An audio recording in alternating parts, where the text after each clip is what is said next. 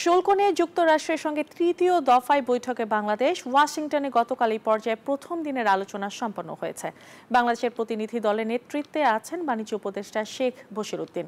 বৈঠকের সূত্রে জানা গেছে, আগের দুই দফা বৈঠকে যেসব অমীমাংসিত বিষয় ছিল সেগুলোতেও একমত হয়েছে দুই দেশ। কোনো দেশকে যুক্তরাষ্ট্র কী সুবিধা দিয়েছে আলোচনায় সেগুলো তুলে ধরেছে বাংলাদেশ। প্রথম দিনের আলোচনা শেষে বাণিজ্য উপদেষ্টা সংবাদ মাধ্যমকে জানান, দর কষাকষি চলছে, এক্ষেত্রে যেসব শর্ত ছিল তার নিষ্পত্তির বিষয়ে কিছুটা অগ্রসর হয়েছে বাংলাদেশ। তবে ফলাফল কি হবে তা জানা যাবে শেষ দিনের আলোচনা শেষে। আশা এবং যদি আগের মতোই থাকে তাহলে তো একটা বড় ধরনের একটা আমাদের প্রতিযোগিতা সক্ষমতার উপরে একটা চাপ সৃষ্টি হবে।